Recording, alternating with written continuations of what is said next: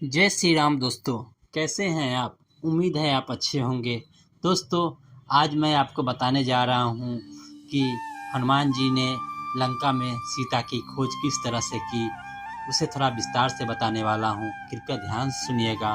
प्रभु श्री राम का आशीर्वाद आपको जरूर मिलेगा। कपिराज हनुमान जी ने लंकापुरी में प्रवेश कर मानव शत्रुओं के सिर पर अपना बायां पैर रख दिया।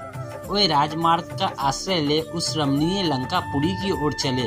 वहां पर स्वर्ण निर्मित विशाल भवनों में दीपक जगमगा रहे थे। कहीं नृत्य हो रहा था और कहीं सुरा पीकर मस्त हुए राक्षस अनर्गल प्रलाप कर रहे थे। हनुमान जी ने देखा कि बहुत से राक्षस मंत्रों का जाप करते हुए स्वाध्याय में तत्पर थे। कोई जटा बढ़ाए तो कोई मूड़ बढ़ाए। रावण के अनेक गुप्तचर भी उन्हें दिखाई दिए। हनुमान जी ने नगर के सब भवनों तथा एकांत स्थानों को छान मारा, परंतु कहीं सीता जी दिखाई नहीं दी। अंत में उन्होंने सब ओर से निराश होकर रावण के उस राजप्रसाद में प्रवेश किया जिसमें लंका के मंत्री, सचिव एवं मुख्य सभासद निवास करते थे। उन सबका भली भांति निरीक्षण करने के पश्चात वे रावण के अत्यंत प्रिय बृहत्शाला की ओर चले। वहां की सीढ़ियां रत्न जटित थी। स्वर्ण निर्मित वातायन दीपों के प्रकाश से जगमगा रही थी। स्थान स्थान पर हाथी के दांत का काम किया हुआ था। छतें और स्तंभ मणियों तथा रत्नों से जड़े हुए थे। इंद्र के भवन से भी अधिक सुसज्जित इस भव्य शाला को देखकर हनुमान चकित रह गए।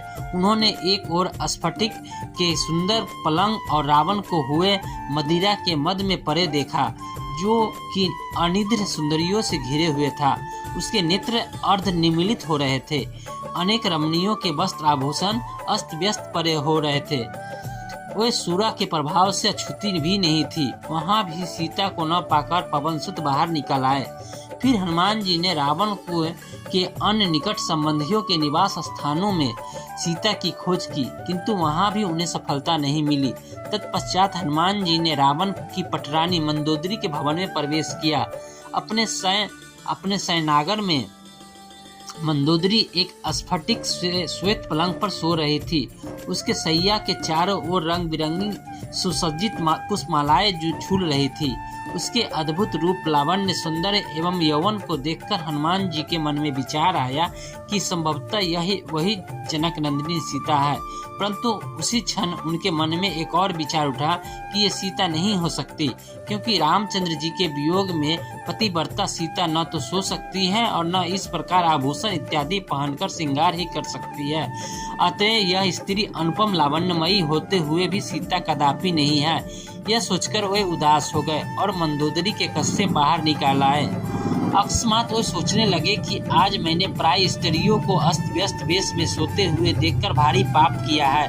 वो इस पर पश्चाताप करने लगे।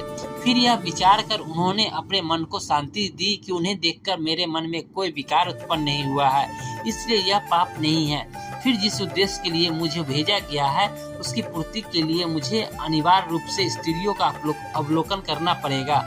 इसके बिना मैं अपने कार्य कैसे पूरा कर सकूंगा। फिर वह सोचने लगे, मुझे सीता जी को कहीं नहीं मिली। रावण उन्हें मार तो नहीं डाला? यदि ऐसा है तो मेरा सारा परिश्रम व्यर्थ चला गया। नहीं, मुझे यह नहीं सोचना चाहिए। जब तक मैं लंका का कोना कोना न छान मारूं, तब तक मुझे निराश नहीं होना चाहिए। यह सोचकर अब उन्होंने ऐसे ऐसे स्थानों की खोज आरंभ की जहां तनिक भी असावधानी से उन्हें यमलोक तक पहुंचा सकती थी। उन स्थानों में उन्होंने रावण द्वारा हरी गई अनुपम सुंदर कन्याओं एवं किन्नरों को भी देखा, परंतु सीता कहीं नहीं मिली। सब ओर से निराश होकर उन्होंने सोचा कि मैं बिना सीता जी का समाचार लिए लौटकर किसी को क्या मुंह दिखा सकता हूँ, इसलिए यहीं रहकर उनकी खोज करता रहूंगा अथवा अपने प्राण दे दूंगा। यह सोचकर उन्होंने सीता जी को खोजने का कार्य बंद नहीं किया। हनुमान जी सीता की खोज के लिए अपने निश्चय पर अडिग हो गए। उन्होंने प्रण कर लिया कि जब तक मैं यशस्विनी श्री राम पत्नी सीता जी का दर्शन न कर लूं, तब तक इस लंकापुरी में बारंबार उनकी खोज करता ही रहूंगा। इधर यह अशोक वाटिका दिखाई हो रही है, जिसके भीतर अनेक विशाल वृक्ष है। इस वाटिका में मैंने अभी तक अनुसंधान नहीं किया है, अतः अब मैं इसी में चलकर जनक कुमारी विदेही को ढूंढना चाहिए। वह अशोक वाटिका चारों ओर से ऊंचे परकोटों से घिरी हुई थी। अतः वाटिका के भीतर जाने का उद्देश्य से हनुमान जी उसकी चारदीवारी पर चढ़ गए। चारदीवारी पर बैठे हुए उन्होंने देखा कि वहां साल, अशोक, नीम, चंपा के वृक्ष भली भांति खिले हुए थे। बहुबार नागकेसर और बंदर की मुंह की भांति लाल फल देने वाले आम भी पुष्प मंजरियों से सुशोभित हो रहे थे। अमराइयों से युक्त वे सभी वृक्ष सत लताओं से अवेष्टित हो रहे थे। हनुमान जी की प्रत्यंचा से छूटे हुए बाण के समान उछले और उन वृक्षों की वाटिका में जा पहुंचे। वह विचित्र वाटिका स्वर्ण और रजत के समान वर्ण वाले वृक्षों द्वारा सब ओर से घिरी हुई थी और नाना प्रकार के पक्षियों के कलरव से गुंजमान हो रही थी। भांति भांति के विहंगमों और मृग समूहों से उसकी विचित्र शोभा हो रही थी। वह विचित्र काननों से अलंकृत थी और नवोदित सूर्य के समान अरुण रंग की दिखाई देती थी। फूलों और फलों से लदे हुए नाना प्रकार के वृक्षों से व्याप्त हुई उस अशोक वाटिका का मतवाले कोकिल और भ्रमर सेवन कर रहे थे। मृग और पक्षी मदमत्त हो उठते थे। मतवालों मोरों का कलानंद वहां निरंतर गूंजता रहता था। वाटिका में जहां तहां विभिन्न आकारों वाली बावरियां थी जो उत्तम जल और मणिमय सोपानों से युक्त थी। जल के नीचे की फर्श स्फटिक मणि की बनी हुई थी और बावरियों के तट पर तरह तरह के विचित्र सुरमय वृक्ष को शोभा दे रहे थे। उनमें खिले हुए कमलों के वन, चक्रवाकों के जोड़े, पपीहा, हंस और सारस वहां की शोभा बढ़ा रहे थे। उस अशोक वाटिका में विश्वकर्मा के बनाए हुए बड़े बड़े महल और कृत्रिम कानन सब ओर से उसकी शोभा बढ़ा रहे थे। उसके बाद महाकपि हनुमान जी ने एक स्वर्णमयी शीशम्पा अशोक वृक्ष देखा जो बहुत से लता वितानों और अनगणित पत्तों से व्याप्त था तथा सब ओर से स्वर्णमयी वेदिकाओं से घिरा था। महान वेगशाली हनुमान जी उस अशोक वृक्ष पर यह सोचकर चढ़ गए कि मैं यहीं से रामचंद्र जी के दर्शन के लिए उत्सुक हुई विदेह नंदिनी माता सीता को देखूंगा, जो दुख से आतुर हो इच्छा अनुसार इधर उधर आती होगी। यह प्रातःकाल की संध्या उपासना का समय है और संध्याकालिक उपासना के लिए वैदेही अवश्य ही यहाँ पर पधारेगी। ऐसा सोचते हुए महात्मा हनुमान ने नरेंद्र पत्नी सीता के शुभ आगमन की प्रतीक्षा में तत्पर हो उस अशोक वृक्ष पर छिपे रहकर उस संपूर्ण वन को देखने लगे। उस अशोक वाटिका में वानर शिरोमणि हनुमान ने थोड़ी ही दूर पर एक गोलाकार ऊंचा 1000 खंबा वाला गोलाकार प्रासाद देखा जो कैलाश पर्वत के समान श्वेत वर्ण का था।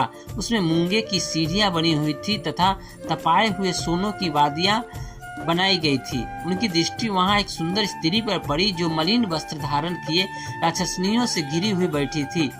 अलंकार शून्य होने के कारण वह कमलों से रहित पुष्पकर्णी के समान श्रीहीन दिखाई देती थी। वह शोक से पीड़ित, दुख से संतप्त और सर्वथा छिन्नकाय हो रही थी। उपवास से दुर्बल हुई उस दुखिया नारी के मुंह पर आंसुओं की धारा बह रही थी। वह शोक और चिंता में मग्न हो दीन दशा में पड़ी हुई थी और निरंतर दुख में ही डूबी रहती थी। काली नागिन के समान कटी से नीचे तक लटकी हुई एकमात्र काली वेणी द्वारा उपलक्षित होने वाली वह नारी बादलों के हट जाने पर नीली वन श्रेणी से घिरी हुई पृथ्वी के समान प्रतीत होती थी। हनुमान जी ने अनुमान किया कि हो न हो यही सीता है। इन्हीं के वियोग में दशरथ नंदन राम व्याकुल हो रहे हैं। यह तपस्विनी ही उनके हृदय में अक्षुण्ण रूप से निवास करती है। इन्हीं सीता को पुनः प्राप्त करने के लिए श्री रामचंद्र जी ने बाली का वध कर सुग्रीव को उनका खोया हुआ राज दिलाया। इन्हीं के खोज पाने के लिए मैंने विशाल सागर को पार कर लंका के भवन अटिलकाओं की खाक छानी है। इस अद्भुत सुंदरी को प्राप्त करने के लिए रघुनाथ जी ने सागर पर्वतों सहित यदि संपूर्ण धरातल को भी उलट दे तो भी कम है। ऐसी पति प्रायणा साध्वी देवी के सम्मुख तीनों लोकों का राज और 14 भुवनों की संपदा भी तुच्छ है। आज यह महापतिव्रता राक्षस राज रावण के पंजों में फंसकर असहाय कष्ट भोग रही है। मुझे अब इस बात में तनिक भी संदेह नहीं है कि यही वह सीता है जो अपने देवता तुल्य पति के प्रेम के कारण अयोध्या के सुख वैभव का परित्याग कर रामचंद्र जी के साथ वन के कष्टों को हंस हंस कर झेलने के लिए चली आई थी और जिसे नाना प्रकार के दुखों को उठाकर भी कभी वन में आने का पश्चाताप नहीं हुआ। वही सीता आज इस राक्षसी घेरे में फंसकर अपने प्राणनाथ के वियोग में सूख सूख कर काटा हो गई है, किंतु उन्होंने अपने सतीत्व पर किसी प्रकार की आंच नहीं आने दिया, इसमें संदेह नहीं है। यदि इन्होंने रावण के कुत्सित प्रस्ताव को स्वीकार कर लिया होता तो आज इनकी यह दशा नहीं होती। राम के प्रति इनके मन में कितना अटल स्नेह है वह इसी बात का सिद्ध होता है कि यह न तो अशोक वाटिका के सुरमय शोभा का निहार कर रही है और न इन्हें घेर कर बैठी हुई निशाचरियों को उनकी एकटक दृष्टि पृथ्वी में राम की छवि को निहार रही हो। सीता की यह दीन दशा देखकर भावुक पवनसुत के नेत्रों में आंसू धारा प्रवाहित हो चली। वे सुधबुध भूलकर निरंतर आंसू बहाने लगे। कभी वे सीता की दीन दशा को देखते और कभी रामचंद्र जी के उदास दुखी मुखमंडल का स्मरण करते थे। इसी विचारधारा में डूबते उतरते रात्रि का अवसान होने और प्राची का मुखमंडल उषा की लालिमा से सुशोभित होने लगी।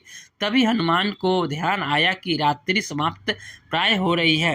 वे चैतन्य होकर इसी युक्ति पर विचार करने लगे जिससे वे सीता से मिलकर उनसे वार्तालाप करके उन तक श्री रामचंद्र जी का संदेश पहुंचा सके। ये थी आज की कहानी। आज की कहानी थोड़ी लंबी हो गई, क्या करिएगा, पर वो श्री राम जी का कहानी है। इसे सुनकर आपको कुछ न कुछ तो जरूर मिलता होगा। तो जय श्री राम। आगे की कहानी मैं कल बताऊंगा। धन्यवाद। आपका दिन शुभ हो।